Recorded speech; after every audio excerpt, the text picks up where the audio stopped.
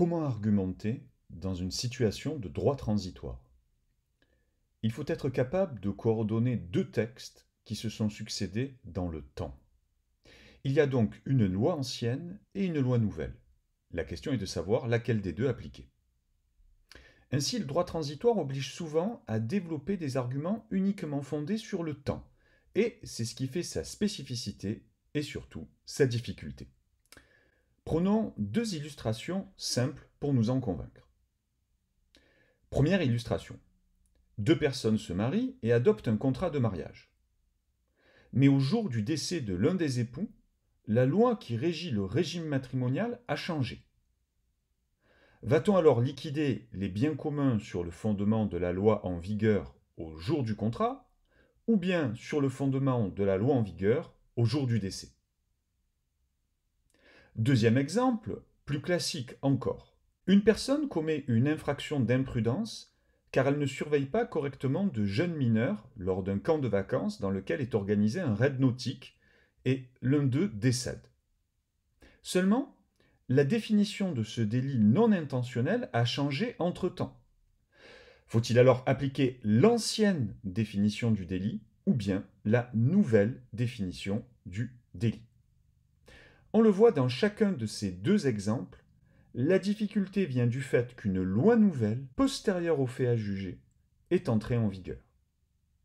Alors pour résoudre ces difficultés, que nous disent les textes? En matière civile, et il existe un texte semblable en droit administratif, l'article 2 du Code civil dispose « La loi ne dispose que pour l'avenir, elle n'a point d'effet rétroactif ».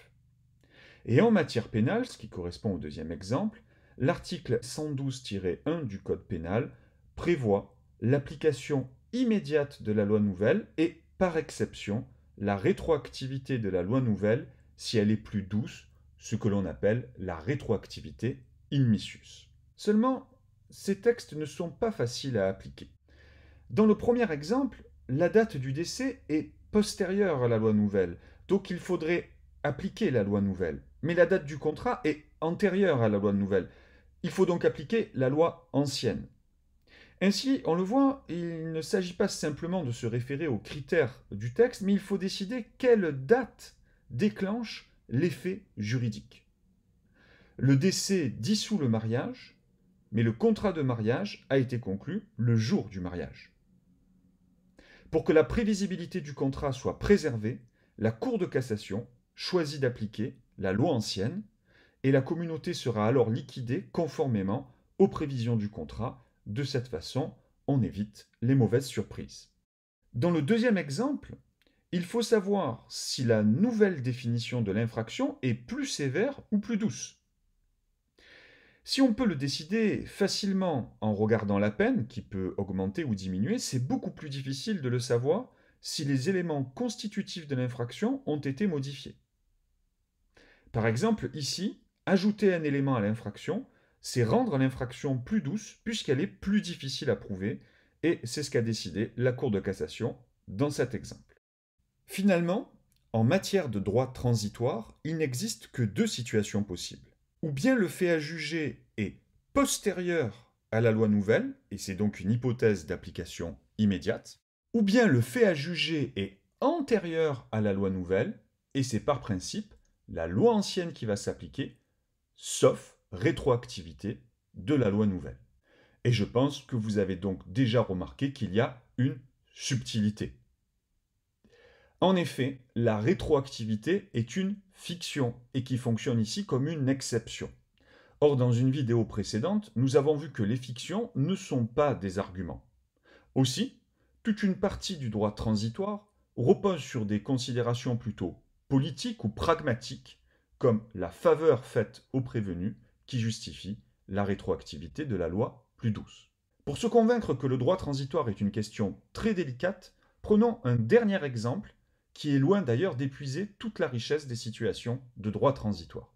Si, pour des raisons de sécurité et de prévisibilité, on préfère appliquer la loi en vigueur au jour de la conclusion du contrat, que décider lorsque le contrat est à exécution successive? Par exemple, une loi change l'appréciation des facteurs locaux de commercialité pour modifier le montant du loyer d'un bail commercial. La situation de fait est à la fois antérieure à la loi nouvelle et postérieure à la loi nouvelle.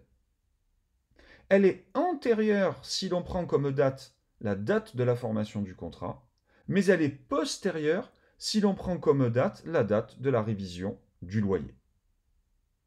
Dans ce type d'hypothèse, les juges n'appliquent plus le critère du temps, mais celui de l'ordre public. Si la loi est d'ordre public, elle est alors d'application immédiate. Mais en réalité, c'est rendre la loi rétroactive, puisque, au jour du contrat, les parties ne pouvaient pas savoir que le droit allait changer.